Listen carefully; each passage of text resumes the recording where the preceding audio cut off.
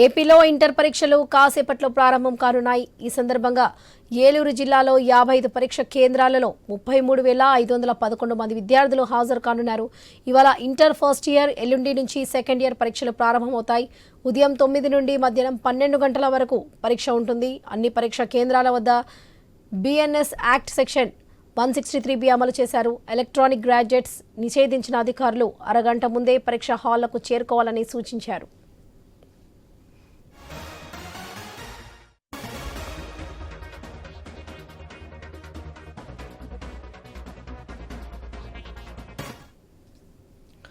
ఏపీలో ఇంటర్ పరీక్షలు మరి కాసేపట్లో ప్రారంభం కానున్నాయి. ఈ సందర్భంగా ఏలూరు జిల్లాలో 55 పరీక్ష కేంద్రాలలో 33,511 మంది విద్యార్థులు హాజరు కానున్నారు. ఇదే విషయానికి సంబంధించి మరిన్ని అప్డేట్స్ మా ప్రతినిధి భార్గవ్ అందిస్తారు. భార్గవ్.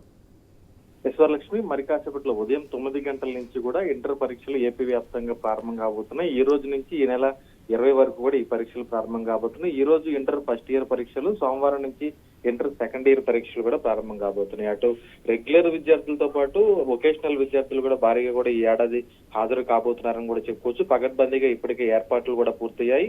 ఈ రోజు నుంచి మొత్తం ఇంటర్ సంబంధించినటువంటి రాష్ట్ర వ్యాప్తంగా 1535 ఎగ్జామ్ సెంటర్లు కూడా ఇంటర్మీడియట్ బోర్డు ఏర్పాటు చేసింది. ఇందులో 10,58,893 మంది విద్యార్థులు ఈ పరీక్షకు హాజరు కాబోతున్నారు. వీరిలో మొదటి సంవత్సరం జనరల్ విద్యార్థులు 5,963 మంది ఉంటే, వొకేషనల్ కు సంబంధించి 44,581 మంది విద్యార్థులు కూడా పరీక్షలకు హాజరు కాబోతున్నారు. అలాగే సెకండ్ ఇయర్ పరీక్షలకు సంబంధించి కూడా జనరల్ కేటగిరీలో 4,71,021 మంది విద్యార్థులు ఈ పరీక్షలకు హాజరు కాబోతుంటే, వొకేషనల్ కు సంబంధించి 42,328 మంది విద్యార్థులు ఈ పరీక్షలకు హాజరు కాబోతున్నారు. అయితే పరీక్షా పత్రాలకు సంబంధించి లీకేజీలు కానీ లేదంటే ట్యాంపరింగ్ అనేది ఏది కూడా లేకుండా ఈసారి ప్రత్యేకించి క్యూఆర్ కోడ్ తో పాటు వాటర్ మార్క్ లో కూడా కోడ్ నెంబర్ విధానాన్ని ఇంటర్ బోర్డు అనేది కూడా అమలు చేస్తోంది.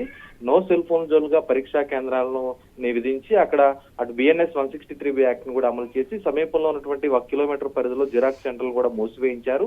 ప్రధానంగా లోపలికి అధికార యంత్రాంగం కూడా కేవలం పరీక్షా హాల్ సూపరింటెండెంట్ మాత్రమే సెల్ ఫోన్ లోనికి తెచ్చుకునే విధంగా ఆ సెల్ ఫోన్ కు సంబంధించి సిమ్ కార్డు కూడా ఇంటర్ బోర్డే సప్లై చేసి పూర్తిగా పకడ్బందీగా వారి నిఘా విభాగంలో కూడా ఈ పరీక్షలు సజావుగా జరిగే విధంగా ఏర్పాట్లు అయితే చేశారు.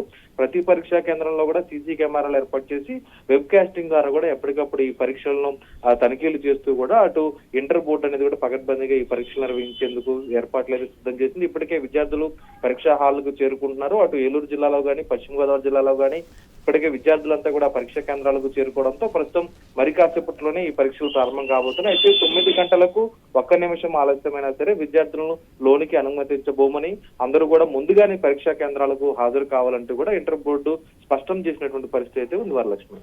Right Bhargav, thank you.